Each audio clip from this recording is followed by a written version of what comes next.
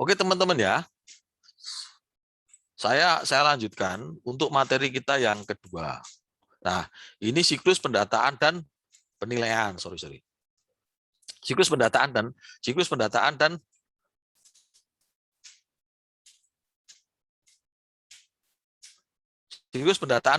dan penilaian massal.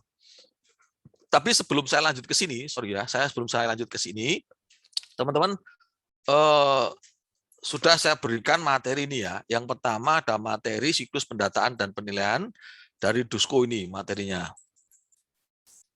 Nah, ini ya dari Dusko. Silakan kalian pelajari sendiri ini ya, dibaca.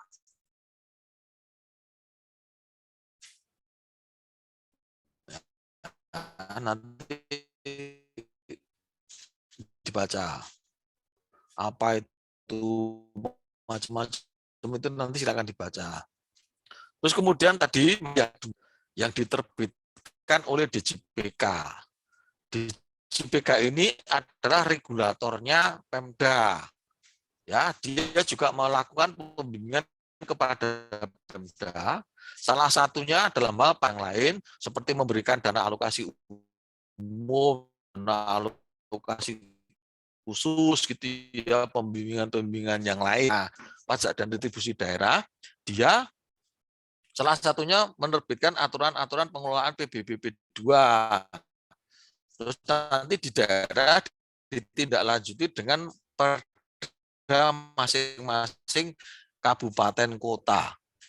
Ya, dan nanti menindaklanjuti dengan menyusun perbupaten kota. Jadi dia sebagai regulatornya, dia pembuat aturannya, termasuk kemarin ya penilaian PBBP 2 itu yang membuat aturannya bukan DJP tapi di DJPK. Direktorat Jenderal Perimbangan Keuangan, termasuk yang atas andil dari DJPK, Direktorat Jenderal Perimbangan Keuangan. Nah, kalian nanti bisa belajar di sini nih, ya sumber-sumber pengelolaan PBBP 2, terus kemudian di sini nih tata cara pendaftaran, pendataan dan penilaian maupun penetapannya ada di sini nih. Ya, mulai di halaman 19. Kalau cuma materi kita, tapi ini secara keseluruhan untuk mengelola PBBP 2 tidak ada salahnya kalian baca. Itu ya, tidak ada salahnya kalian baca.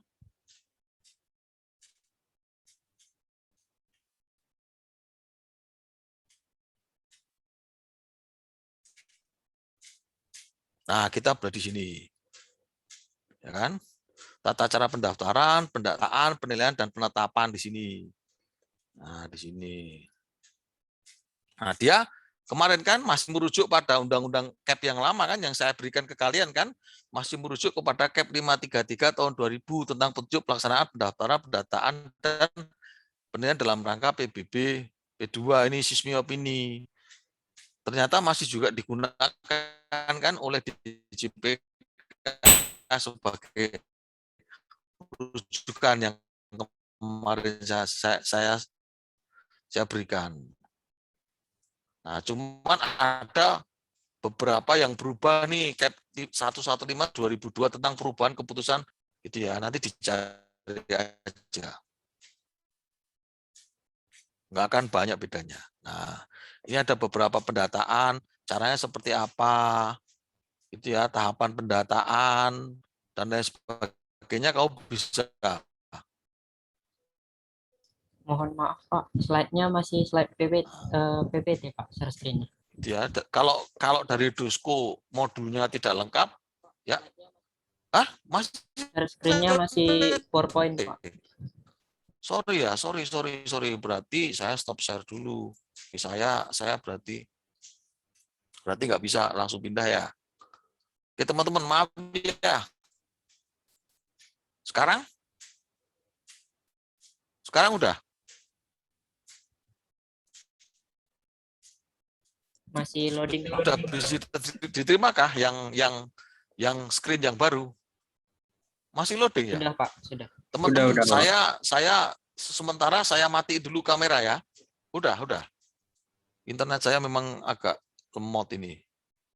Udah ya, ini ya. Intinya ini teman-teman ya. Jadi di sini di buku tadi yang DJPK, sorry ya, dibilang nanti kalau saya nggak diingetin saya nggak tahu karena saya perasaan udah pindah ke sini nih.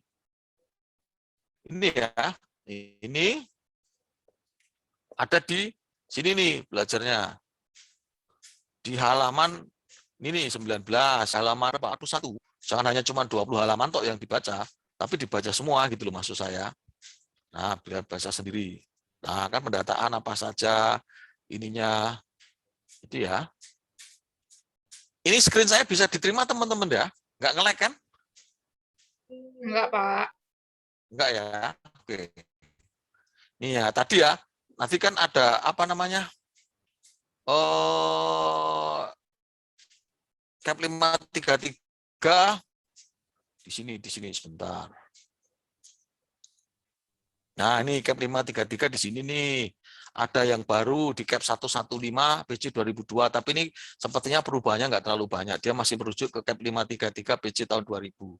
Nanti kalian bisa cari yang ini nih tahun 2002 nih. Itu ya, maksud saya itu tadi. Oke. Oke. Nah, nanti silakan dibaca sendiri ya untuk yang ini ya. Nah, ini kalau yang dari dosen koordinator bisa diterima ya screen saya teman-teman ya. Bisa, Pak. Oke, Bisa, Pak. oke. Ini ya. Oke. Oke, teman-teman. Untuk yang materi ini nanti silakan dibaca sendiri. Saya sekarang berpindah ke materi PPT dulu ya. Saya stop screen aja. Takutnya nanti nggak berubah.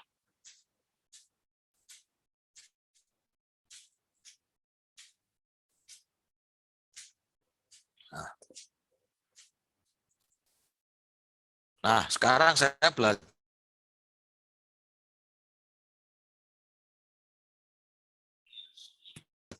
kita sekarang diskusikan massal, ya, siklus pendataan dan penilaian massal.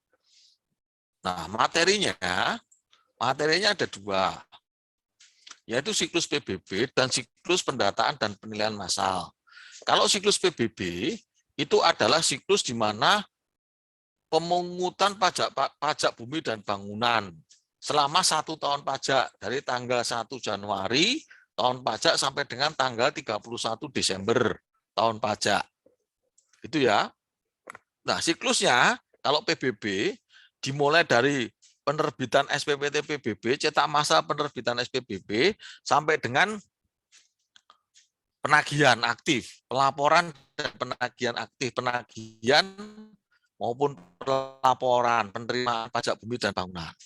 Terus kemudian untuk siklus pendataan dan penilaian massal, yaitu bisa dimulai biasanya pada tahun pajak juga gitu. Namun demikian ada juga yang dimulai pada akhir tahun sebelum tahun pajak. Nah, itu nanti variasi. Nanti saya ceritakan variasinya seperti apa. Terus kemudian saya lanjutkan lagi sebentar. Nah, ini siklus penatausahaan,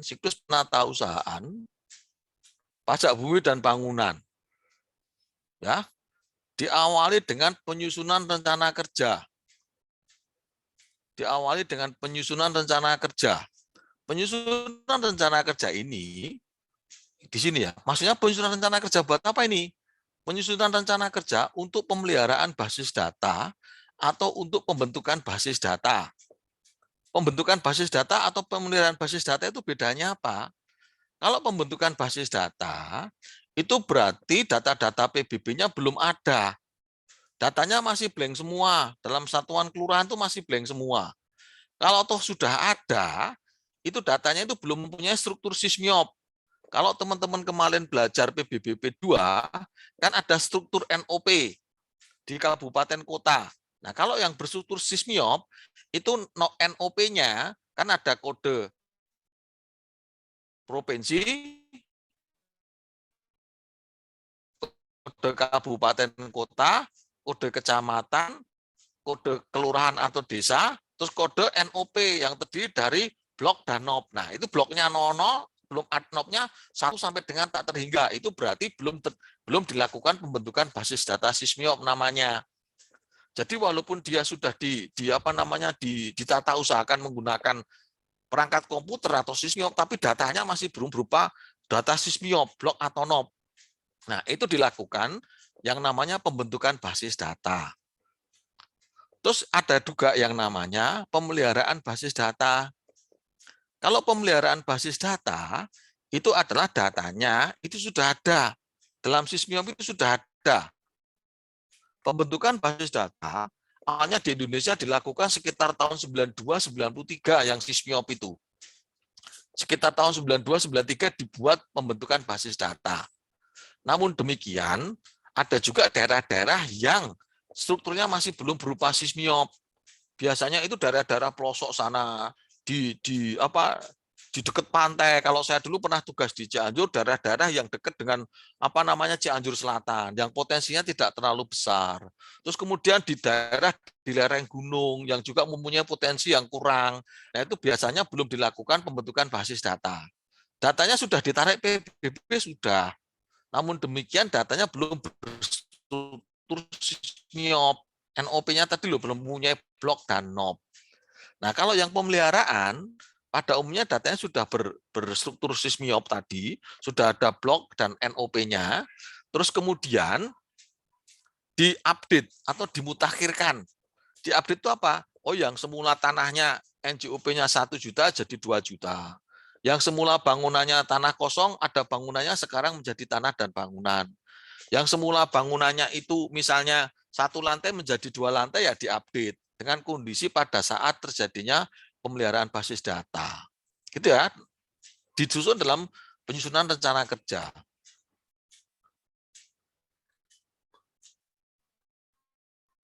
Penyusunan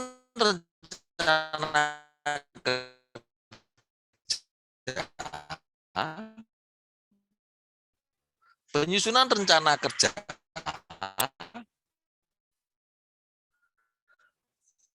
biasanya dilakukan. Penyusunan rencana kerja biasanya pada edukasi dan sosialisasi, bisa mengundang warga, bisa mengundang tokoh masyarakat, bagaimana cara mengisi SPOP, apa saja yang dilakukan pada saat pendataan dan penilaian massa itu dilakukan di sini nih, kepada wajib pajak. Nah, terus kemudian setelah rencana kerja itu disetujui, pada saat dulu rencana kerja ini yang bikin kantor pelayanan, kalau dulu ya, terus kemudian diajukan kepada kantor wilayah. Nah, di kantor wilayah kemudian rencana kerjanya disetujui. Setelah disetujui, maka dilakukan pendataan dan objek dan subjek PBB ini atau pemutakhiran NJOP ini di kantor wilayah.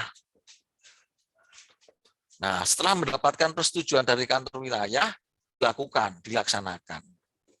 Ya. Nah, terus kemudian wajib pajak diberikan formulir SPOP untuk diisi.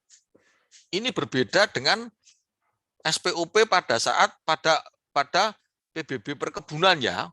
Kenapa berbeda? Kalau pada PBB perkebunan biasanya 30 hari harus diisi dan lain sebagainya. Kalau ini kelamaan.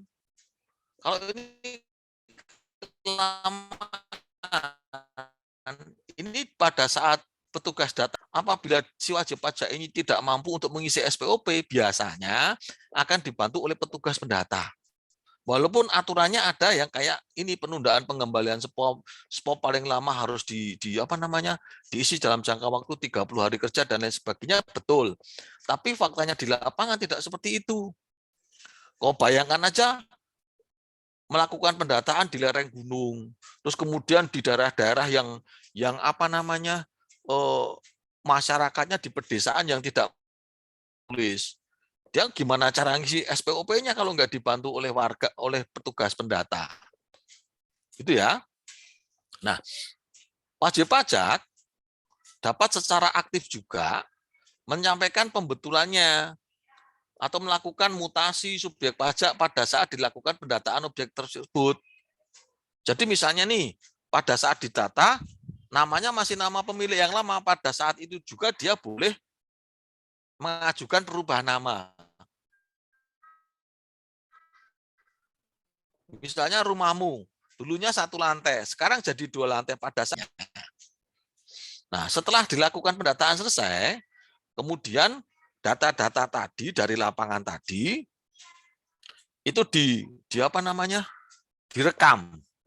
direkam di dalam suatu basis data, direkam oleh komputer gitu ya, di entry satu-satu di input di dalam aplikasi yang namanya Sysmiop tadi, di input di sini. Nah, kemudian diterbitkanlah SPPT PBB. Biasanya pendataan dan input data itu dilakukan paling lama sampai dengan 30 paling lama sampai dengan 3 pada tanggal 1 Januari atau tanggal 2 Januari sudah mulai dilakukan penerbitan SPPT PBB. Nah, tapi kebanyakan entry datanya banyak yang molor nih. Nanti kalau entry datanya banyak yang molor bisa dikenakan ini nih apa namanya tidak mendapatkan sanksi karena ketahuan entry datanya lewat tahun. Itu ya. Nah, kemudian diterbitkan SPPT PBB dari ini diterbitkan SPPT PBB. Nah, pada dasarnya apa namanya waktunya sampai dengan pendistribusian itu biasanya 2 bulan.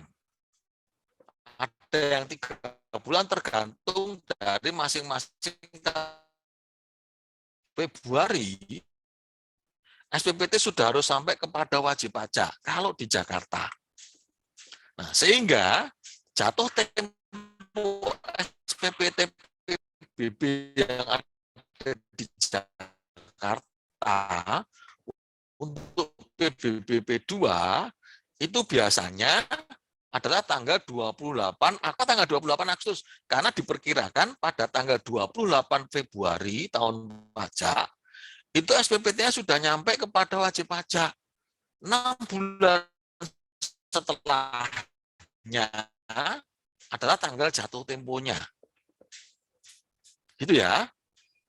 Nah, setelah didistribusikan kepada wajib pajak, maka wajib pajak apabila SPPT-nya tidak sesuai dapat melakukan pembayaran PBB.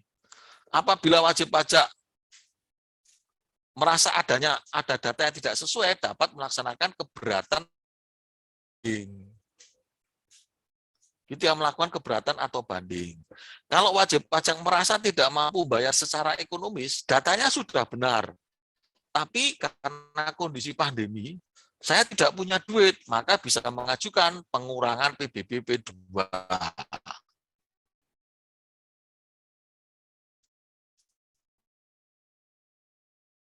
Atau angsuran atau penundaan pembayaran PBB.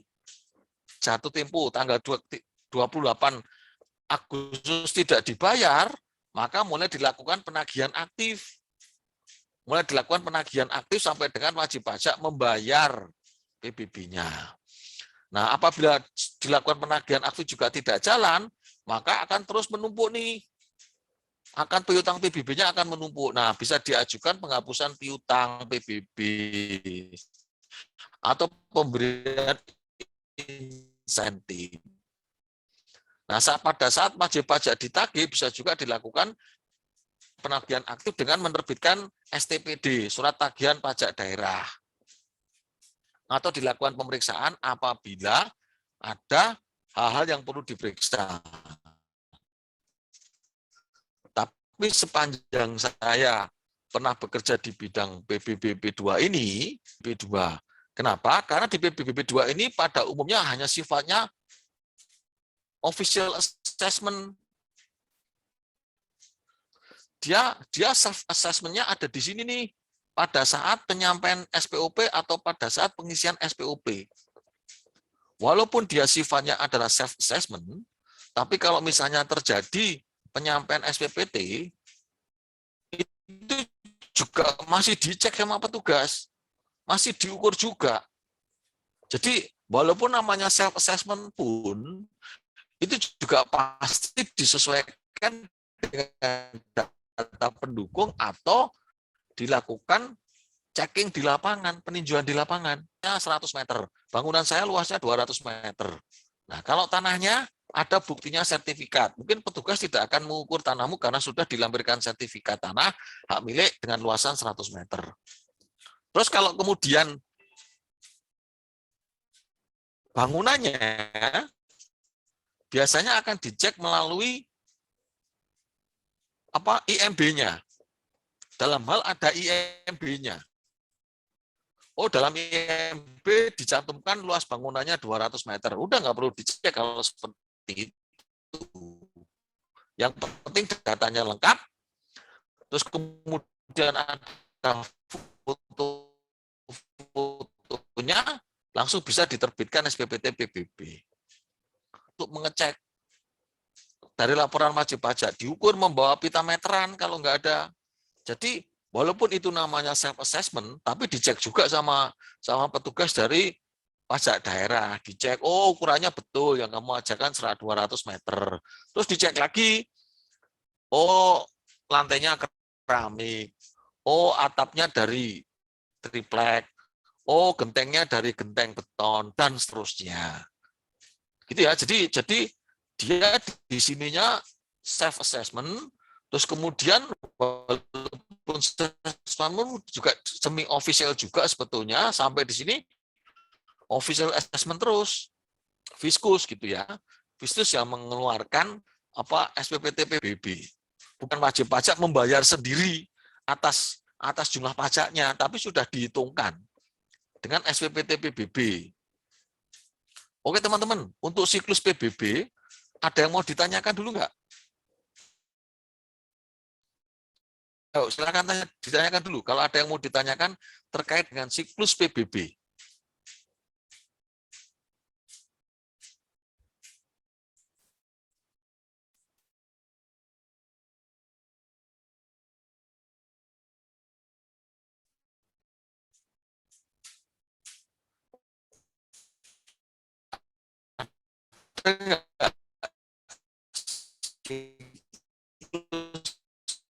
PBB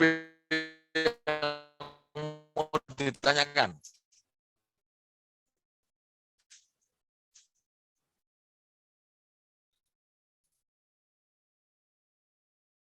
PB? Oke, kalau belum ada saya lanjutkan lagi. Pak, mohon maaf, Ya, Pak, saya suara lanjutkan Bapak lagi. terputus-putus. Putus-putus ya? Oke. Nanti kalau jaringan saya stabil, saya on cam lagi. Atau saya kalau enggak ganti jaringan aja, kayak jaringan Telkomsel. Sebentar ya teman-teman ya. Oke, kalau mau ada yang mau ditanyakan, silakan ditanyakan dulu.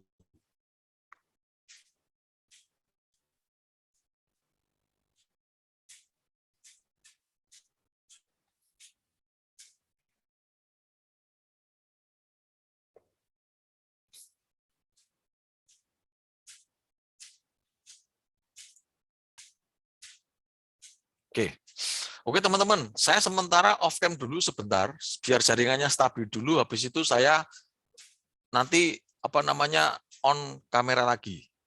Oke ya teman-teman ya. Kalau belum ada pertanyaan, saya lanjutkan lagi untuk share screen dulu.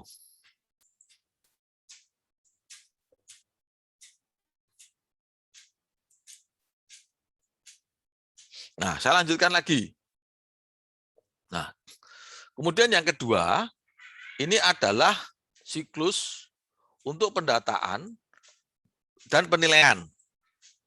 Khususnya pendataan dan penilaian massal, teman-teman. Gitu ya. Khususnya pendataan dan penilaian massal.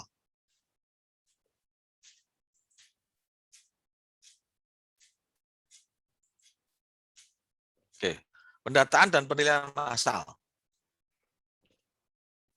Nah, pendataan dan penilaian massal tadi ya dimulai dari pembentukan atau pemutakhiran data. Tadi di awal sudah saya jelaskan apa bedanya pembentukan dan pemutakhiran data. Kalau pembentukan berarti datanya belum ada. Kalau pemutakhiran datanya sudah ada, tapi datanya diupdate lagi, dimutakhirkan, up to date, diupdate. Nah, kemudian dilakukan pada saat pekerjaan persiapan. Pekerjaan persiapan. Pekerjaan persiapan ini, nah sebetulnya waktu bisa dilakukan November Desember sebelum tahun pajak, atau kalau biasa yang saya lakukan, biasanya dilakukan di semester 2 ini. Mulai Agustus itu mulai dilakukan ini pekerjaan persiapan. Atau kalau enggak sebelum semester 2, tapi di dalam tahun pajak. Kalau pemutakhiran itu sebetulnya pekerjaannya lebih ringan, tapi sedikit lebih rumit daripada pendataan.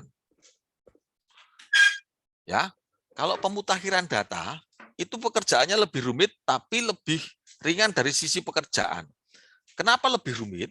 Kalau di dalam pemutakhiran itu datanya sudah ada, cuman kita up to date, update.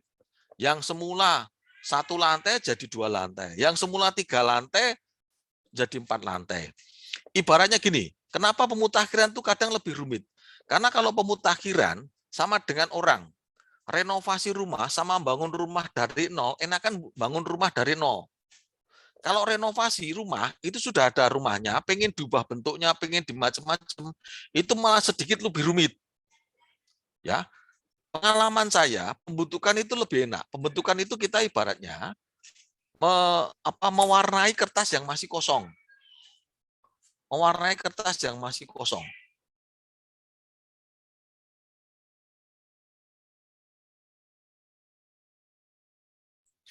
Gitu teman-teman ya. Sorry.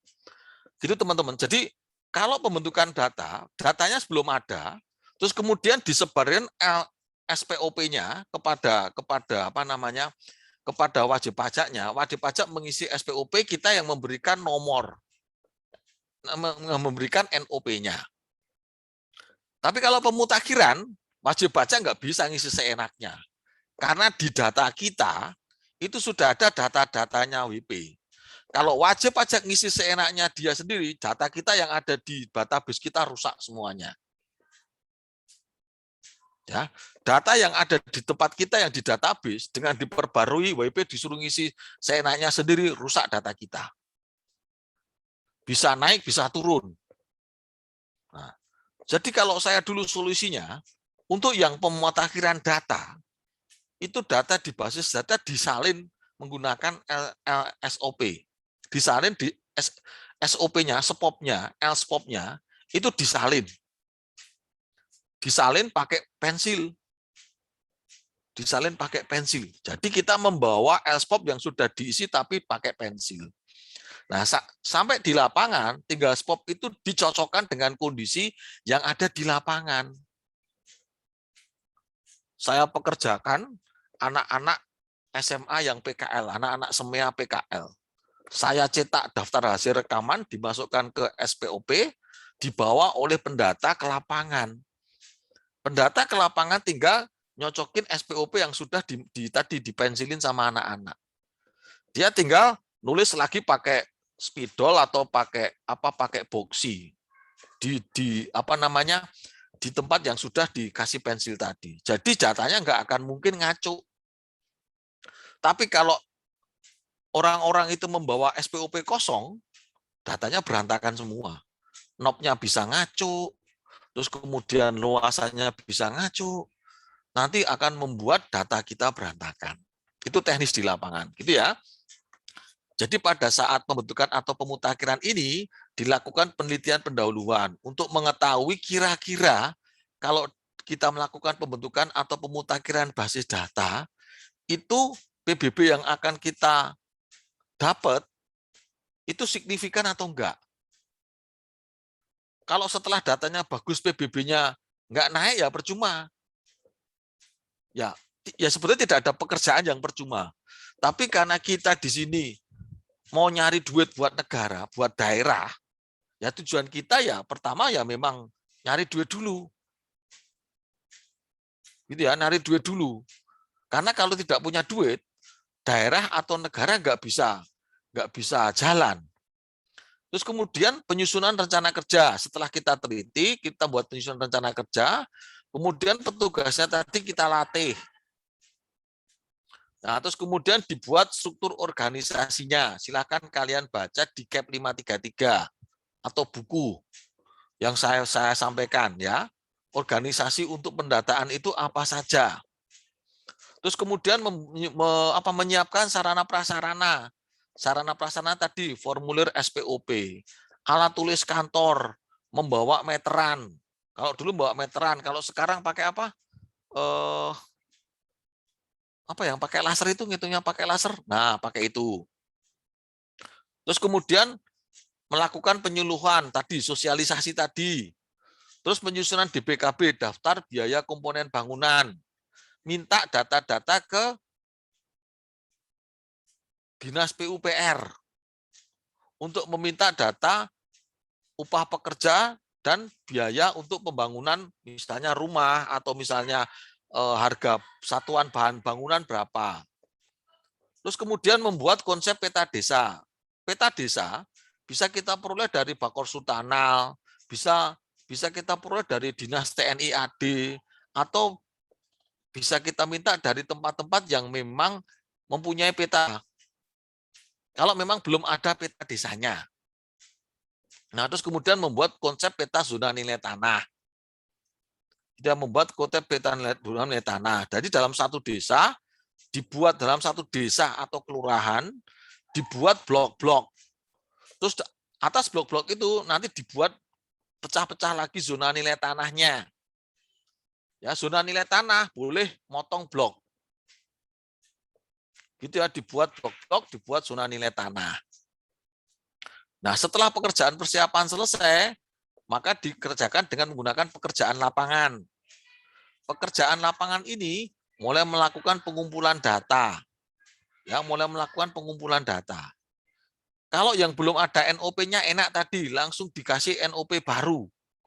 Ibarat orang belum punya NPWP, langsung diberikan NPWP baru. Ibarat bidang belum ada nomornya, langsung dikasih nomor bidang baru. Tapi kalau yang pemeliharaan nggak bisa ngasih nomor baru di sini. Kalau yang pemutakhiran, nomornya menggunakan nomor yang lama, NOP yang lama. Makanya saya tadi bilang, NOP-nya harus benar. NOP 1 ya harus datanya ke rumah nomor 1. NOP 2 ya harusnya datang ke rumah nomor 2, dan seterusnya. Makanya membawa SPOP kosong. Soalnya di dalam SPOP kosong kita tinggal nyocokin. Nomor 1, rumahnya Pak Budi, diketok. Assalamualaikum Bu, ini mau data. Nah, ini benar rumahnya Pak Budi. Bukan, ini sudah rumahnya Pak Agus. Nah, SPOP-nya nggak cocok isinya. Itu makanya tadi kita harus membawa SPOP. Nah, ternyata saya gitu ya. Pak Budi itu adalah yang punya dulu, sekarang sudah dibeli sama Pak Agus misalnya. Istrinya nggak tahu. Nah, hal semacam itu harus dipikirkan, termasuk kalau misalnya ada yang ngontrak. Yang ngontrak nggak tahu silsilah siapa yang punya tanah. Kalau kita tahu-tahu pendata datang di lapangan, dibalik nama atas orang yang ada di rumah tersebut bisa berapa tadi saya bilang tadi. Padahal yang di situ orang yang ngontrak. Bapak namanya siapa Bu? Langsung diisi aja. Oh, Bapak namanya Pak Agus. Padahal Pak Agus ngontrak di rumahnya Pak Budi. Jadi untuk ngubah nama, itu juga tidak semudah itu untuk melakukan pendataan. Harus ada bukti pendukungnya kalau saya dulu. Misalnya harus ada sertifikatnya, fotokopi KTP yang bersangkutan, dan lain sebagainya. Kalau kita biarkan, hancur datanya malahan. Gitu ya. Karena belum tentu yang menempati rumah itu yang punya. Bisa jadi juga rumahnya kosong, adanya cuma pembantu nggak ngerti. Misalnya Pak Budi itu siapa? Oh, ternyata Pak Budi itu bapaknya Pak Agus, kakeknya. Pembantunya nggak tahu itu rumah warisan dari zaman dulu, kan gitu kan. Asal diganti aja, padahal itu rumah warisan yang masih menjadi hak milik dari keluarganya Pak almarhum Pak Budi tadi misalnya. Itu ya. Nah, terus selain penilaian massal, ada juga yang dilakukan penilaian individu. Yang ini saya skip. Ya, yang penilaian individu adalah objek-objek yang mempunyai ekonomis yang tinggi, tingkat ekonomis yang tinggi. Nah, dilakukan penilaian individu yang mempunyai potensi pajak yang lebih besar daripada objek pajak yang lain. Nah, setelah pekerjaan kantor selesai, pekerjaan lapangan selesai, maka dilakukan pekerjaan kantor. Ya, di sini formulir SPOP diisi semua. Terus kemudian petanya dicoret-coret, dibuat sket peta. Oh, si A luasnya di sini 100 meter dibuat sketnya. Si B luasnya di sini digambar semua dalam petanya. Ya, sama SPOP-nya diisi juga. Nah, kemudian SPOP-nya diteliti di sini, petanya juga diteliti, penelitian hasil, dicocokkan. Nah, terus dalam pekerjaan kantor, SPOP-nya tadi dirapikan, dibendel biasanya. Satu bendel isinya sekitar 100 SPOP. Terus kemudian setelah dibendel direkam itu diinput datanya. Diinput datanya. Terus kemudian dicek lagi di quality control daftar hasil rekaman, dicetak DHR, daftar hasil rekaman. Jadi SPOP datanya direkam, diinput di dalam basis data, terus kemudian dicek di dalam komputer, terus kemudian baru dicetak. Terus peta, tadi ada peta kelurahan tadi, itu dibuat dalam peta blok, digambar peta bloknya, digambar peta bidangnya. Kalau yang pemutakhiran juga sama. Pemutakhiran itu misalnya gini, rumahnya sudah yang lama, yang separuh miliknya yang baru. Ya dipecah NOP-nya. Misalnya di situ di blok 10. Di blok 10 NOP terakhirnya adalah NOP misalnya 102. Ya dia berarti NOP-nya 103. Yang NOP induknya NOP 10 strip 005 yang pecahannya 10 strip 00 0102 103 sorry. Gitu ya. Terus kemudian setelahnya dibuat peta zona nilai tanah. Peta bidang-bidang tadi didigit untuk membuat SIG PBB. Ya, untuk membuat SIG PBB, untuk membuat SIG PBB. Terus kemudian dikonekkan antara data atributik di dalam SPOP dengan data sparsial yang ada di ini, yang ada di peta. Ya. Data atributik itu adalah data-data terkait nama, alamat, dan lain sebagainya. Luasan. Data sparsial, data yang berbentuk vektor. Dia ada titik koordinatnya. Gitu ya. Terus kemudian dikonekkan. Datanya di sini. Nah, kemudian petanya dicetak, DHR-nya dicetak. Terus kemudian setelah oke, dicek ini. Antara peta sama DHR ini dicek.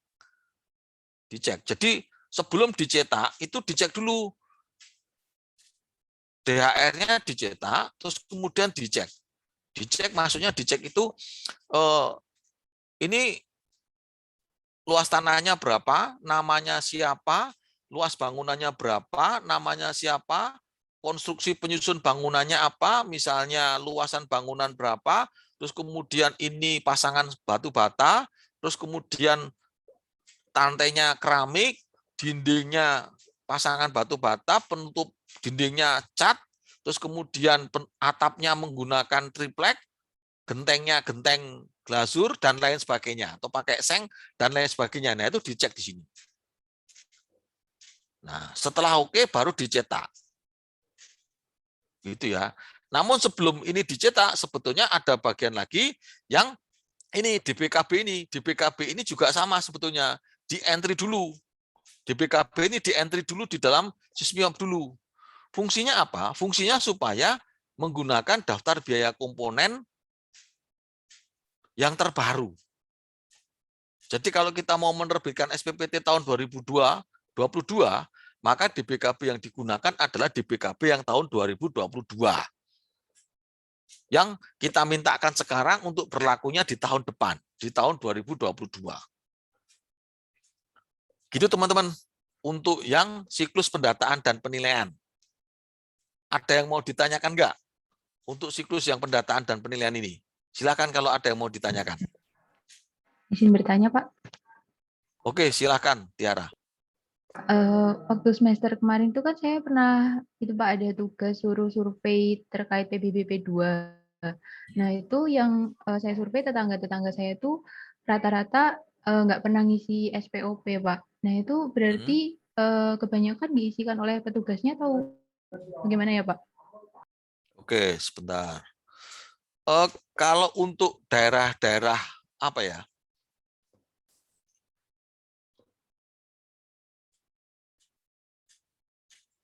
Nah, gini Tiara. Jadi tadi ya, kegiatan pembentukan basis data untuk daerah-daerah tertentu dimulai di Jakarta itu dimulai pada tahun 92 pada tahun 93. Berarti daerah-daerah yang lain itu juga dimulai pada saat kurang lebih yang bersamaan. Berarti datanya sudah ada yang terbentuk. Ya tergantung dari biayanya di masing-masing kabupaten kota pada saat itu.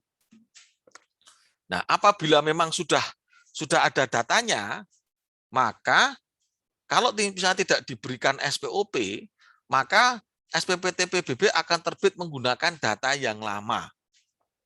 Karena tidak dilakukan pendataan oleh instansi terkait, oleh kantor pajak daerah. Jadi menggunakan data yang sudah ada di basis data mereka. Hanya biasanya yang dilakukan pemutakhiran data adalah NJOP bumi dan NJOP bangunan, nilai bumi dan nilai bangunannya. Nilai buminya disesuaikan dengan kondisi sekarang, tahun pajak sekarang. Terus kemudian nilai bangunannya dimutakhirkan dari DBKB-nya, daftar dan biaya komponen bangunan. Ya, jadi sumbernya diperbaiki, ongkos tukangnya berapa, terus ininya berapa, apa namanya, sewa alatnya berapa, harga materialnya berapa, diperbaiki semua sehingga SPPT-nya masih menggunakan data lama. Jadi kalau misalnya rumahmu luasnya 200 meter persegi tanah, terus kemudian bangunannya yang terawal terdaftar masih 100 meter, padahal sekarang sudah ditingkat jadi 200 meter, ya masih tetap 100 meter. Ya, tapi kalau misalnya mau dilakukan pembetulan, ya mesti mengajukan ke kantor pajak daerah. Jadi masih menggunakan data yang lama, karena tidak setiap tahun kalau untuk PBBP 2 ada pendataan dengan penyebaran formulir SPOP. Seperti itu, Tiara. Baik, terima kasih, Pak. Oke, silakan yang lain. Kalau mau ada yang mau ditanyakan. Izin bertanya, Pak. Silakan, Hoki. Melanjutkan dari Tiara, Pak. Kalau Oke. di daerah saya itu kan, Pak, pendataannya itu kayak udah lama kali gitu, Pak. Tidak ada pemutakhiran data gitu, Pak. Bahkan ada yang 10 sampai 20 tahun yang lalu untuk PBBP 2-nya, Pak. Itu bagaimana, Pak? Apakah nggak ada sanksi dari pusat kepada Pemdanya, Pak, atau bagaimana, Pak? Soalnya kalau saya lihat punya saya juga dan punya tetangga-tetangga itu data yang udah lama kali gitu, Pak. Bahkan NJOP-nya tuh masih murah kali, Pak. Jadi untuk bayar PBB-nya tuh ke pemerintah daerah malah dikit jadinya, Pak. Seharusnya udah dimuktahirkan. Betul, setuju, Hoki. Memang apa namanya data-data PBB itu memang butuh waktu, tenaga, pikiran dan dana ya untuk melakukan pemutakhiran data PBB. Kalau tidak kami dulu melakukan kalau pembentukan data, biasanya kami memakai pihak ketiga. Kami lelang, kami punya duit sekilang, kami lelang, terus kemudian nanti pihak ketiga untuk melakukan pendataan di lapangan. Terus kemudian kami membuat pengawasi mereka kerja di lapangan. Hasilnya di-store kepada kami, nanti kami cek satu persatu, ada petugas, misalnya si A kebagian pengawas 2 desa, 2 kelurahan. Si B mendapatkan 3 data, dan seterusnya. Nah, itu yang mereka tidak mampu, lakukan. Kami dulu itu bisa melakukan pendataan satu kecamatan utuh itu sudah top. Satu kecamatan itu terdiri dari 5 sampai dengan 12 atau 10 desa biasanya, 10 kelurahan.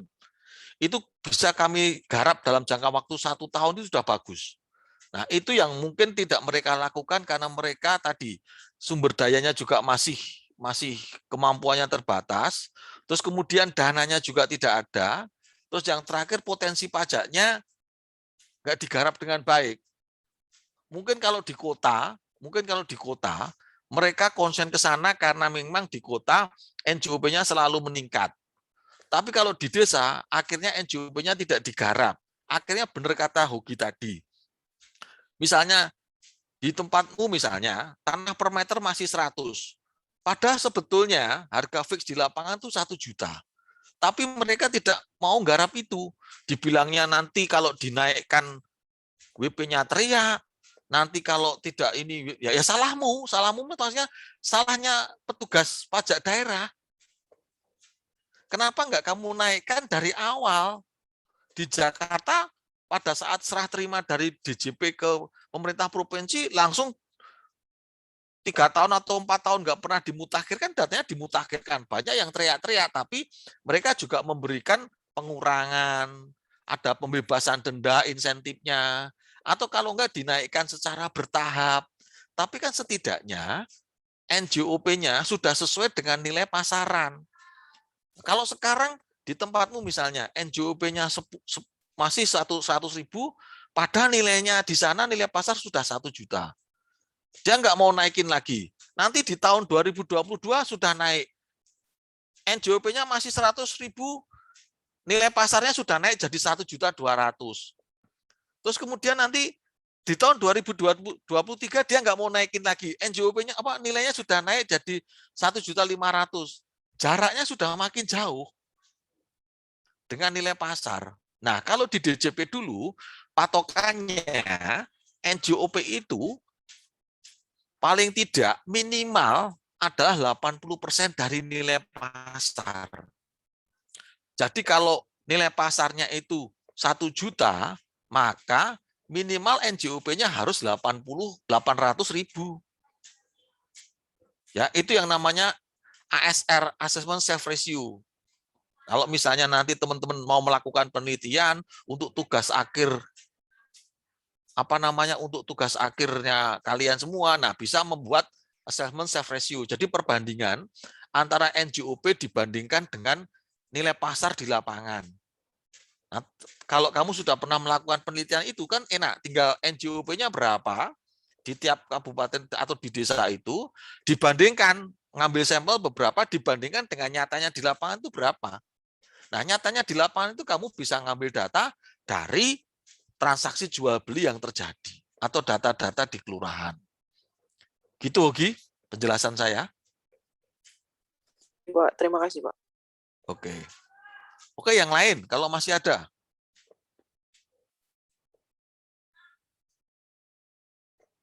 Silakan. Enak sebetulnya kalau melakukan penelitian PBBP2 ini.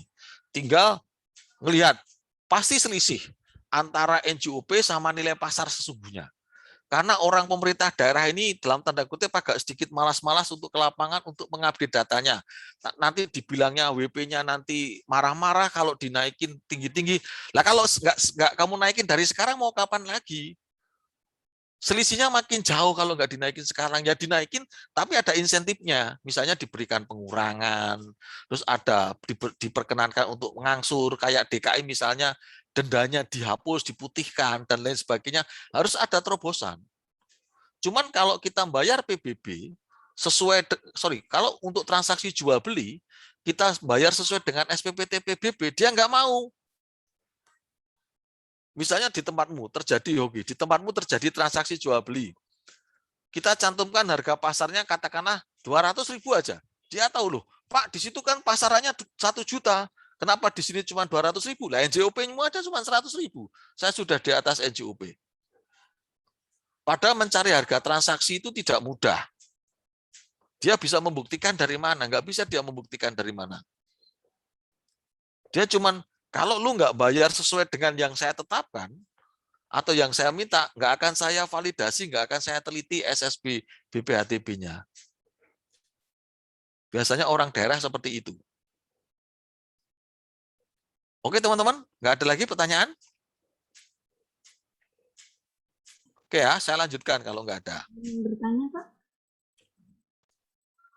Oke, silakan. Terkait yang masih yang kayak yang di daerah juga, Pak. Itu kan saya kan tempat tinggal saya tuh masih tergolong desa gitu, Pak. Jadi kayak masih banyak sawahnya gitu, Pak. Kan sawah harusnya tuh masuk PBBP 2 nggak sih, Pak? Jadi itu kan harusnya tuh setiap SPOP-nya tuh ada setiap, kan maksudnya di sawah tempat daerah saya tuh sawahnya tuh udah turun-temurun gitu Pak. Jadi tuh pasti setiap kepala keluarga di tempat saya tuh pasti punya sawah gitu Pak. Ada yang kadang sawahnya tuh banyak gitu Pak, tapi kadang SPOP tuh nggak nyampe 1 atau 2 gitu Pak. Itu tuh ada solusinya nggak sih Pak? Itu atau berarti kan emang masih lalai gitu ya Pak? Pemda kita ngurus PBBP 2-nya. Betul. Harusnya setiap peta tanah yang ada di kabupaten kota itu harusnya terdata di peta SIG-nya PBBP 2. Harusnya ya. Makanya tadi ada sinkron data antara peta bidang sama antara peta bidang dengan data atributik SPPT PBBP 2. Fungsinya tadi Putri, bahwasanya di bidang ini yang punya ini, di bidang ini yang punya ini, atau yang memiliki garis miring yang menguasai, garis miring yang memanfaatkan, itu sudah terdata dengan jelas. Nah, salah satu bedanya antara PBB sama BPN saya nggak tahu ya kalau sekarang ya. Kalau dulu BPN itu datanya hanya ada peta bidang yang ada sertifikatnya.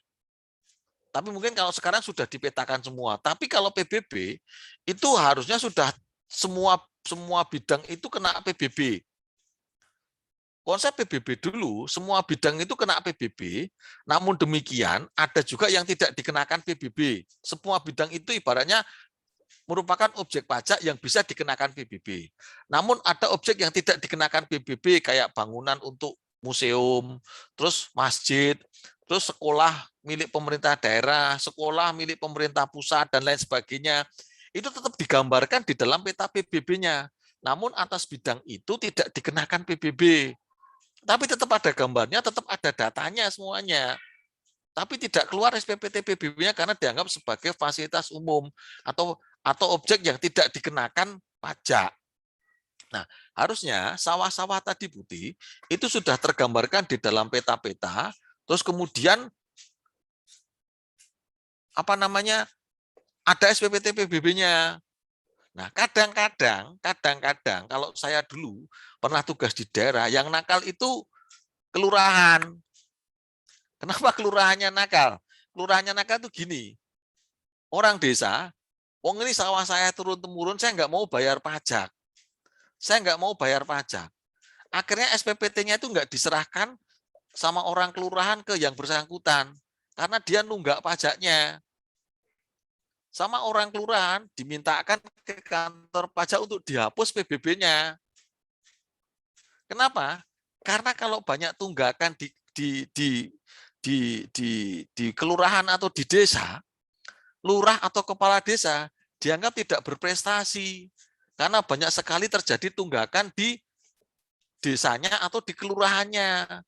Akhirnya yang malas-malas bayar tadi SPPT-nya tidak disampaikan kepada wajib pajak, dihapuskan. Gitu. Jadi kalau di desa-desa zaman dulu itu modelnya gitu. Jadi ada juga yang gini, siapa yang lunas PBB pertama akan mendapatkan hadiah berupa sepeda motor dinas untuk kepala desa atau untuk lurahnya. Nah, orang kan seneng kan? Sepeda motor harganya sekitar 20-an juta. Nah, PBB di daerah itu bisa jadi satu desa itu cuma 15 juta. Nah, duitnya ditombokin dulu sama duit kelurahan, sama duit desa dibayarin. Nah, mereka baru mulai nagih satu persatu. Gitu ya teman-teman ya. Jadi itu yang mengakibatkan tadi Putih, di tempatmu bisa jadi efeknya banyak. Sama kelurahan memang dibatalkan atau dari pajak daerahnya memang datanya tidak ada. Solusinya seperti apa? Solusinya menyampaikan SPOP, mengajukan permohonan untuk penerbitan SPPT PBB. Nah, diterbitkan, nah buktinya apa? Ya buktinya ya apa yang kau punyai. Misalnya sertifikat kalau ada sertifikat, atau surat tanah kalau ada surat tanah. Terus misalnya apa? Ya penguasaanmu itu apa? Karena di desa belum tentu punya sertifikat, adanya cuma mungkin surat tanah, atau gire, atau jual beli di bawah tangan, ataupun apa yang bisa membuktikan itu adalah objek kalian atau minta surat keterangan dari kelurahan untuk membuktikan bahwa itu adalah milik dari keluargamu atau turun-temurun. Gitu Putih. Baik, terima kasih Pak. Oke, yang lain masih ada? Oke ya, saya lanjutkan lagi.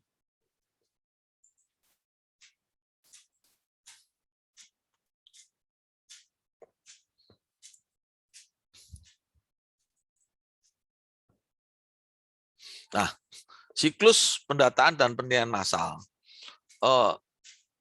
Hal yang perlu diketahui adalah untuk mengetahui luas wilayah. Luas wilayah ini bisa diketahui dari tadi ya, dari peta kelurahan tadi.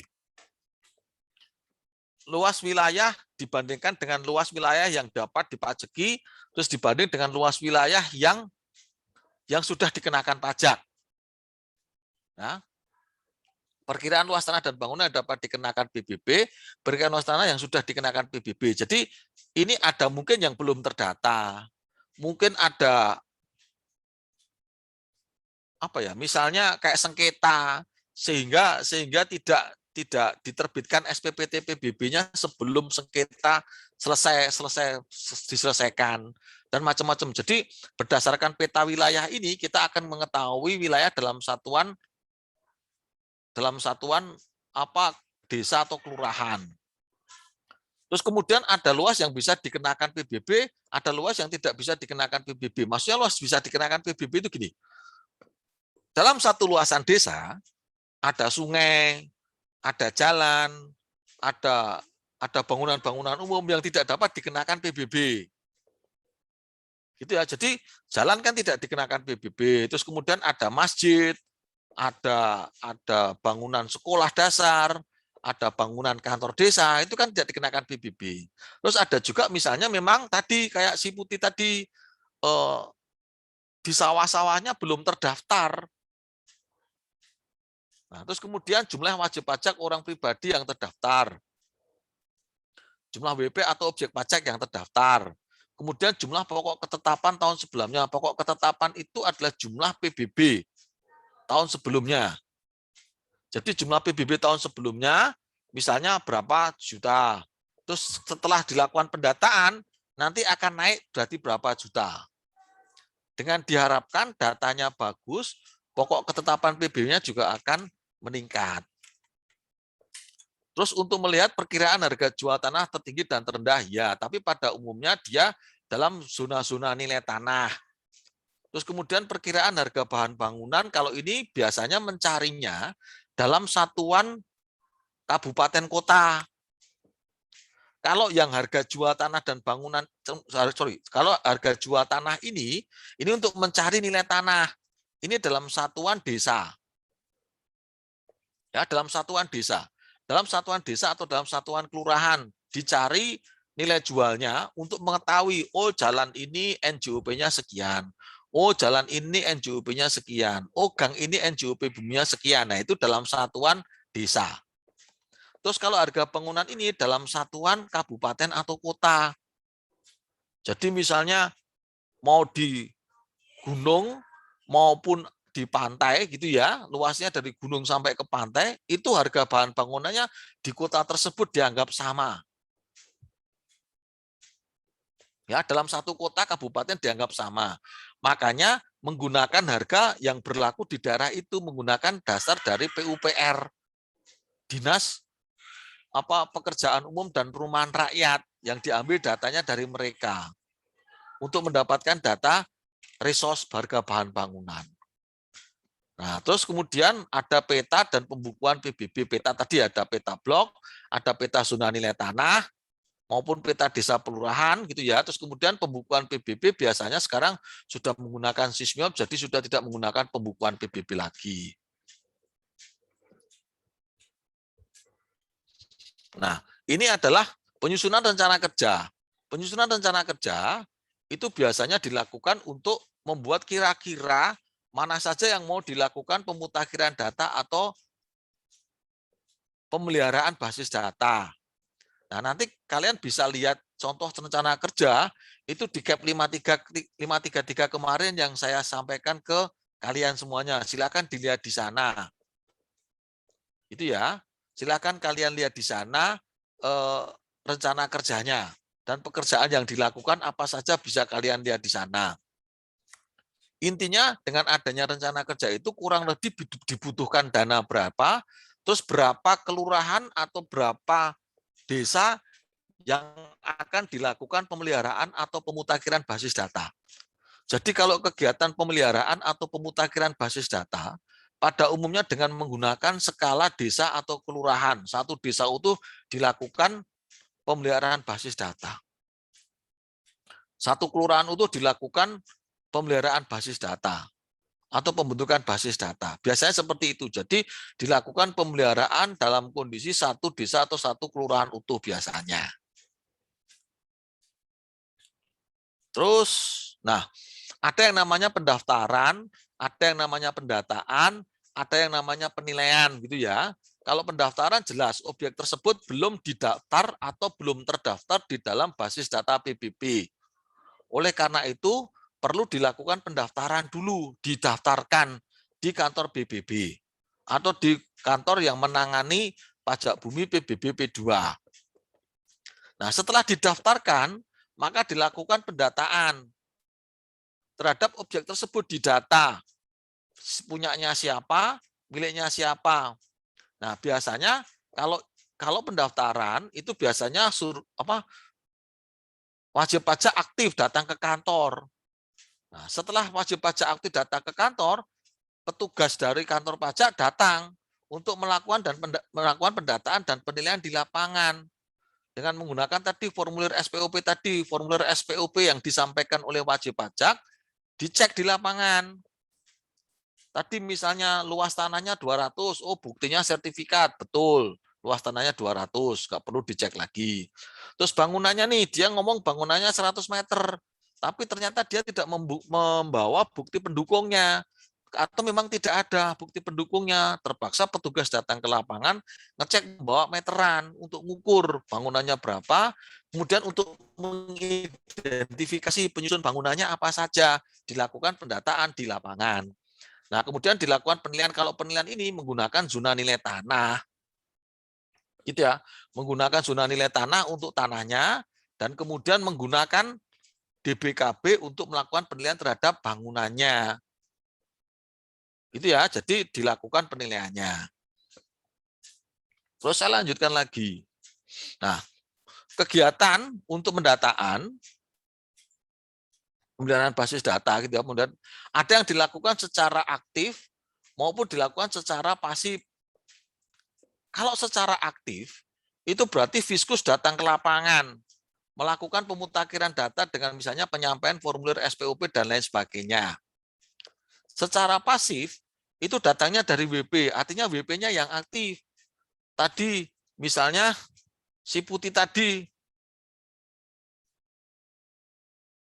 tanah saya luasnya salah, yang harusnya 10.000 meter, tapi masih di sini tercantum 9.000 meter. Nah, ini wajib pajaknya datang ke kantor untuk dilakukan pemeliharaan data secara aktif, secara wajib pajak, sedangkan si Fiskus tidak melakukan pendataan. Tadi yang bilang teman-teman tadi loh, sudah datanya bertahun-tahun nggak pernah diperbaiki, hanya pakai data yang itu saja, tidak ada sanksi apapun. Nah itu ya, biasanya untuk kabupaten yang luas biasanya, potensi pajaknya kurang, dan memang Fiskusnya cenderung tidak terjadi pembiaran, tidak melakukan pendataan secara aktif. Ya, jarang sekarang Fiskus yang melakukan pendataan secara aktif di lapangan. Kalau toh misalnya mereka melakukan pendataan secara aktif, biasanya orang kelurahan yang mengajak orang kelurahan untuk datang ke mengajak orang kelurahan untuk datang dengan membawa formulir SPOP. Nah, kemudian untuk penilaian tadi ada 2 teknik yang digunakan di dalam penilaian PBB-P2, yaitu penilaian massal.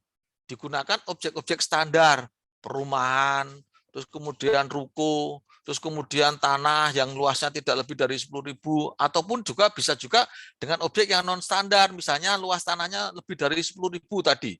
Misalnya di tempatnya si Putih tadi, punya sawah, misalnya sawahnya luasnya 20.000 meter persegi, ya tetap dilakukan penilaian massal. Ya. Terus kemudian kalau di desa-desa itu masih banyak tanah pekarangan, kemudian tanah-tanah tanah-tanah desa atau tanah-tanah yang tidak produktif, misalnya tegalan, terus kemudian ada kebun yang dikelola oleh masyarakat yang luasnya luas-luas, tapi tetap dilakukan penilaian massal. Kalau yang individual itu betul untuk objek yang di atas 10.000 meter tanahnya, bangunannya juga lebih dari 1.000 meter, kemudian untuk objek khusus dan lain sebagainya betul. Tapi untuk yang yang objek tinggi dilakukan penilaian dengan menggunakan individual. Gitu ya. Kalau penilaian dengan menggunakan penilaian massal, itu semua tanah biasanya dilakukan penilaian massal. Kecuali hanya untuk objek-objek tertentu. Bedanya penilaian massal dan penilaian individual untuk tanah sebetulnya sama saja. Hanya kalau penilaian individual, satu zona nilai tanah itu isinya hanya satu atau beberapa pajak. Atau hanya satu objek pajak itu toh. Itu namanya untuk bangunan, ya dinilai satu persatu bangunannya. Biasanya yang kami lakukan adalah kalau tanah di wilayah Jenderal Sudirman Jakarta, itu kan isinya bangunan-bangunan yang high rise building. Itu dilakukan penilaian massal juga. Tapi untuk zona nilai tanah di wilayah Jalan Jenderal Sudirman, itu per meter persegi sudah sampai 80 juta rupiah. Bayangkan, 1 kali 1 meter harganya 80 juta rupiah. Tanah di situ, 1 kali 1 meter harganya 80 juta rupiah. Kalau kamu punya tanah di situ 1 kali 2 meter, sudah dapat 160 juta. Bisa beli mobil Avanza kalau punya tanah 2 kali 1 aja. Gitu ya. Nah, itu pun melakukan penilaiannya, itu menggunakan penilaian massal. Nah, kapan bangunan dilakukan, kapan tanah dilakukan penilaian individual untuk tanah? Nah, itu misalnya gini. Kalian tahu Bintaro Plaza. Bintaro Plaza itu letaknya ada di tengah-tengah jalan, ya diputeri oleh jalan. Bintaro Plaza di sampingnya itu ada hotel. Nah, itu bisa dilakukan penilaian individual bangunan, itu penilaian individu untuk tanahnya. Terus lagi saya pernah cerita, kalau kalian pergi keluar kota, biasanya ada persawahan, terus di tengah-tengah sawah ada bangunan pompa bensin, terus sawah lagi atau kebun lagi. Nah, pompa bensin yang ada di tengah sawah atau yang di tengah tegalan tadi, itu bisa dilakukan penilaian individual terhadap tanahnya. Kalau bangunannya jelas penilaian individual, tapi kalau tanahnya dia bisa dilakukan penilaian individual. Terus lagi, misalnya Lotemart. Lotemart itu yang di sana, yang di yang di Bintaro juga, itu juga ada di tengah jalan. Nah, itu juga bisa dilakukan penilaian individual terhadap bangunan. Terhadap tanah. Terus kalau kalian pernah ke BSD, di BSD City, misalnya ada BSD Junction yang ada di depan ITC BSD. Nah, itu juga ada bangunan yang di tengah jalan. Nah, itu bisa dilakukan penilaian individual. Jadi saya berikan contoh-contoh ekstrem di mana tanah bisa dilakukan penilaian individual tanah. Terus contoh lagi, kampus PKN STAN, itu kalau dikenakan PBBP 2, itu juga bisa dilakukan penilaian individual terhadap tanahnya. Kenapa? Dia mempunyai struktur tanah yang beda.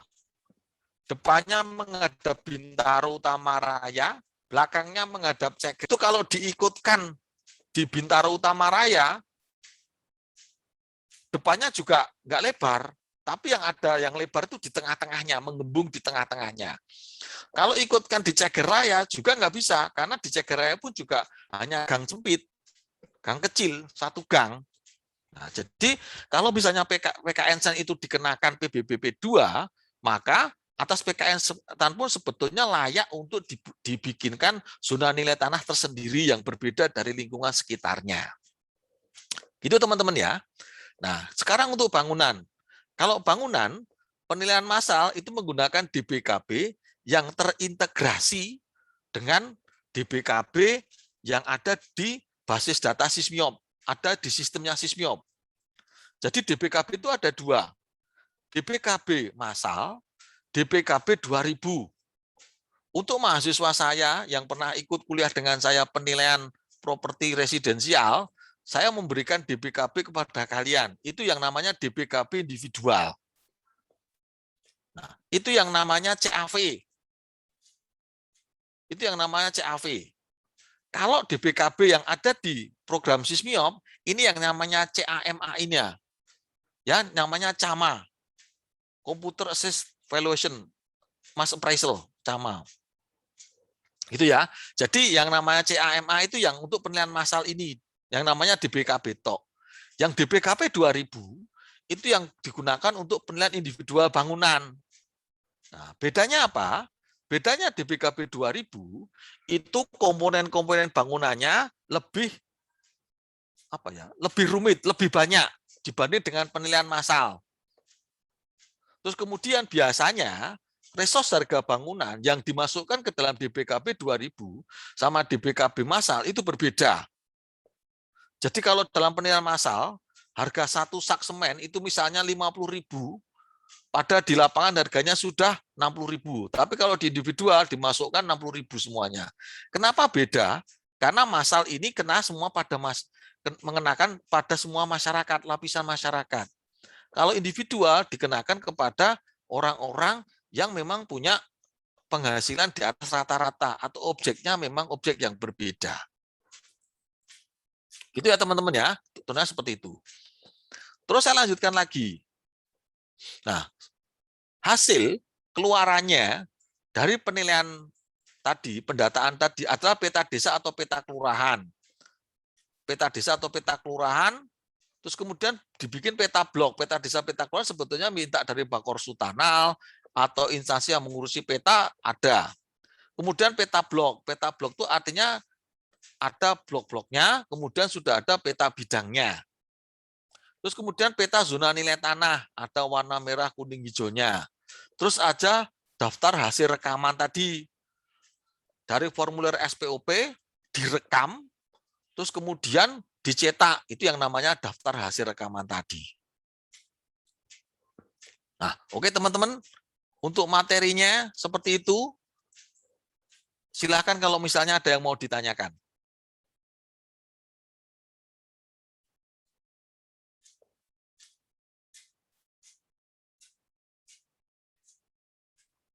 Kalian belum pahamnya yang dari sisi yang mana, silahkan. Kalau ada yang mau ditanyakan.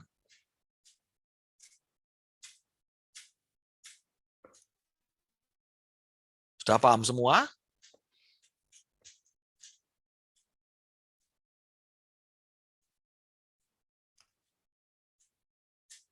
Oke, sebentar.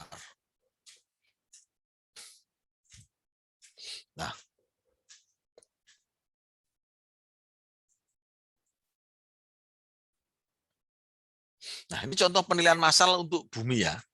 Penilaian massal untuk bumi. Penilaian massal untuk bumi digunakan untuk membuat zona-zona nilai tanah tadi yang dilakukan dengan menggunakan penilaian massal. Nah, objek pajak yang memiliki homogenitas, berarti homogenitas itu yang sama gitu ya. Pada daerah-daerah yang berdekatan dapat dinilai secara massal, di mana umumnya memiliki NJOP bumi yang relatif sama. Dianggapnya NJOP-nya sama untuk bumi. Gitu ya. Terus kemudian objek pajak memiliki karakteristik khusus dan bernilai ekonomis yang tinggi dibanding dengan objek pajak yang lain, seharusnya memiliki dasar pengenaan pajak yang lebih tinggi. Berarti dia bisa dibuat zona nilai tanah yang lain untuk membuat NJOP mereka berbeda dengan lingkungan sekitarnya. Nah, ini NJOP dihitung berdasarkan nilai zona nilai tanah, kemudian menggunakan komputer. Oke. Ini nanti silakan kalian baca sendiri apa yang namanya ZNT, apa yang namanya NIR, kalian baca di KEP 533. Nah, ini peta kelurahan tadi. Peta kelurahan sekarang mah dari Google juga dapat. dari instansi terkait juga dapat ini membuat peta kelurahan. Terus peta kelurahan dibuat dalam blok. Ada blok 1, blok 2, blok 3, blok 4, blok 5, blok 6, blok 7. Ini namanya pembuatan blok. Kalau peta bidang di dalam blok ini nanti ada beberapa bidang. Ada sekitar 200-an bidang di dalam blok ini. Bidang itu maksudnya tanahnya si A, tanahnya si B, tanahnya si C, tanahnya si D, dan lain sebagainya. Ada misalnya kurang lebih ada 200-an objek pajak di sini. Ini juga sama. Nomor 2, nomor 3, 4, 5, 6, 7. Ini spiral. Ini maksudnya. Oke.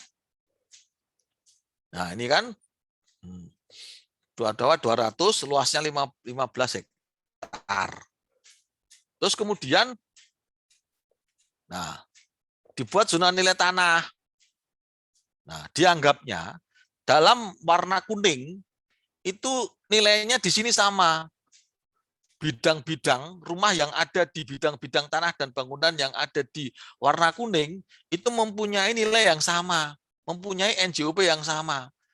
Ungu, biru. Nah, ini bukan keindahan menggambar peta, bukan, ya. Tapi ini untuk membedakan warna ini, untuk membedakan ini mempunyai NJOP yang sama dalam warna kuning. Rumahmu di sini sama di sini itu sama, NJOP-nya sama-sama warna kuning, misalnya sama-sama nilainya 1 juta per meter, walaupun punyamu di sini, rumah saya di sini. Kalau di sini beda lagi, di sini sama di sini beda jelas. Nah, ini kan yang kuning 1.300.000 per meter, yang ungu 1.278.000 per meter, itu ya. Oke. Nah, sorry ya, ini masih salah ya, AE ya, ini harusnya AF, sorry, ini AF. Oke, gitu kan? Nah, pada saat kita melakukan pendataan di lapangan, ya inilah hasilnya, atau ini merupakan zona nilai tanah awal yang kita data di lapangan. Nah, cara membuatnya, gitu ya, cara membuatnya ya kita mencari data ini, proses penentuan penuh dan tenir. Nah, kayak yang tadi, sebentar ya, yang tadi. Nah, pengumpulan data transaksi, terus kemudian data harga jualnya, pakai formulir ini untuk membuat tanahnya. Teman-teman mungkin yang ikut properti residensial sudah saya ajarin untuk ada formulir-formulir yang dibuat gitu ya. Nah, ini kan. Nah, ini. Tadi kan ini kan, nyari data.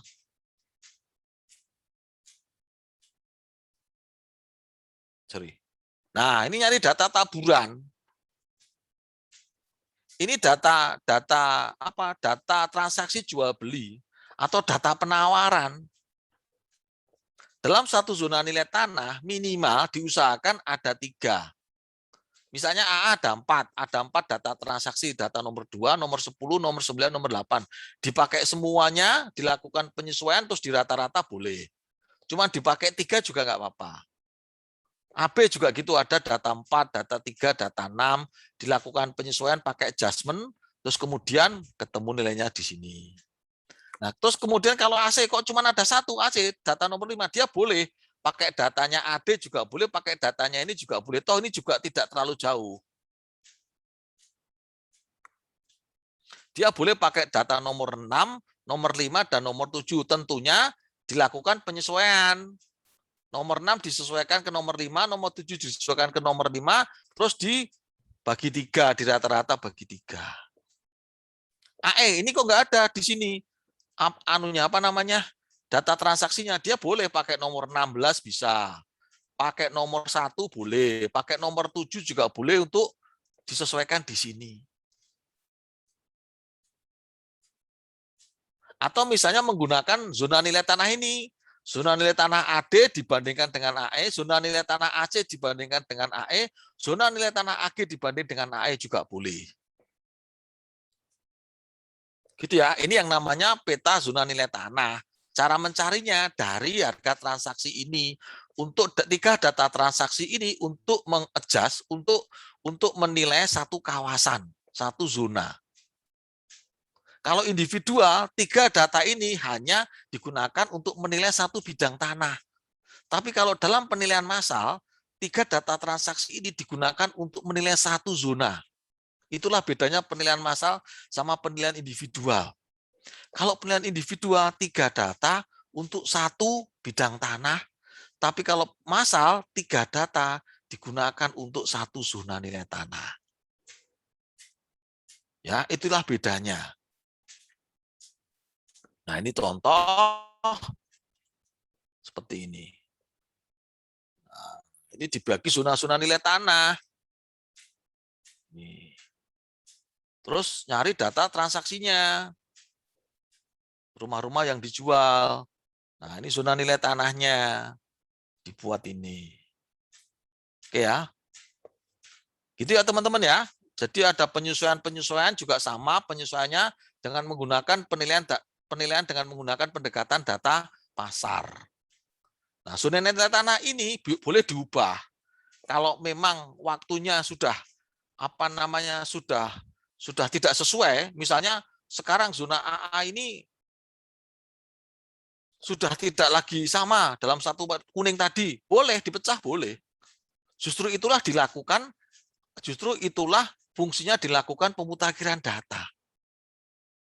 Oke teman-teman, itu yang dapat saya sampaikan. Masih adakah pertanyaan? Pak, saya izin bertanya. Pak, saya masih kurang Oke. paham.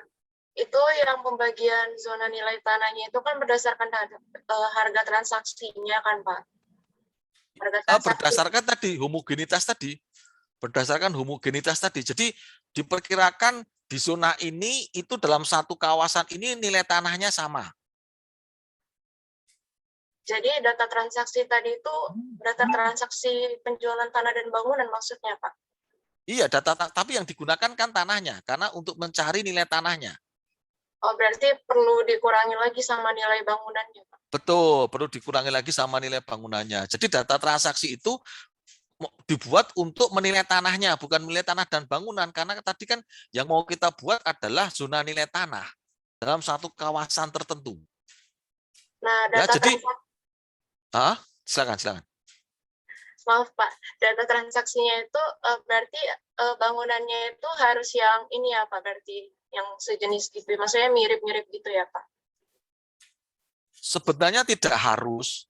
Tapi sebenarnya tidak harus sejenis, tidak harus mirip. Tapi yang penting ada data transaksi di mana kita akan mencari nilai tanah di daerah tersebut. Kalau untuk penilaian massal. Saya dulu mau ruko, mau apa, pokoknya datanya diambil dulu.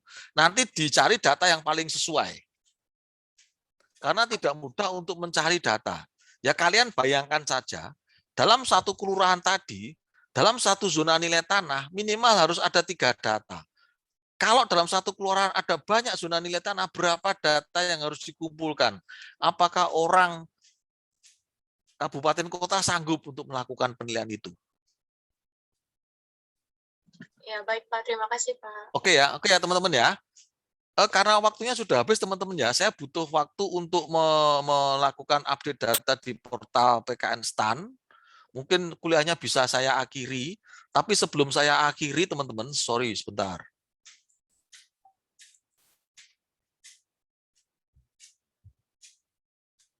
Ini ada yang satu orang belum absen ini. Fadil Akbar, Fadil mana? Hadir, Pak. Hadir ya? Memang belum bisa Iya, absen Pak. atau gimana? Kayaknya tadi udah ngeklik cuma belum berhasil, Pak. Oke, berarti nanti saya isi absennya. Oke teman-teman ya, karena waktunya tinggal 8 menit lagi, saya butuh waktu untuk mengakhiri kuliah di portal. Mungkin untuk kuliah hari ini kita cukupkan sekian. Kita ketemu lagi nanti di hari, insya Allah di hari Rabu pukul 10.30 sampai dengan 12.10 teman-teman ya. Minta tolong nanti izinnya untuk menyesuaikan waktunya. Itu teman-teman ya. Terima kasih atas waktunya. Kuliah hari ini saya akhiri. Wabillahi taufik wal hidayah. Wassalamualaikum warahmatullahi wabarakatuh.